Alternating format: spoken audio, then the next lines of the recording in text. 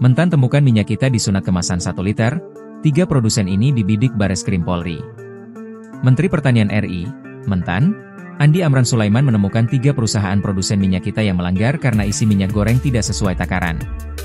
Pelanggaran itu ditemukan saat Amran melakukan inspeksi mendadak, sidak, ketersediaan 9 bahan pokok di Pasar Jaya Lenteng Agung, Jakarta Selatan, Sabtu, 8 Maret 2025.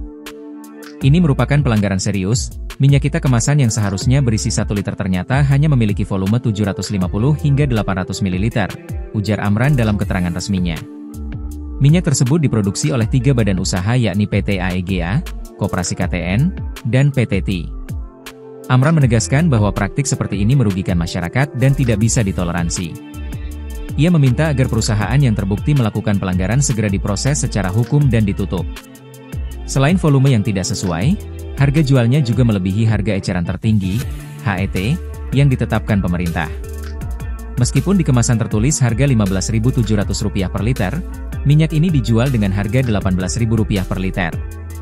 Ini adalah bentuk kecurangan yang merugikan rakyat, terutama di bulan Ramadan, saat kebutuhan bahan pokok meningkat, tutur Amran. Amran menekankan pentingnya pengawasan ketat terhadap distribusi minyak goreng di pasaran agar kejadian serupa tidak terulang. Kementerian Pertanian bekerja sama dengan Satgas Pangan dan Bareskrim Polri untuk menindak dan memberi hukuman apabila terbukti ada pelanggaran.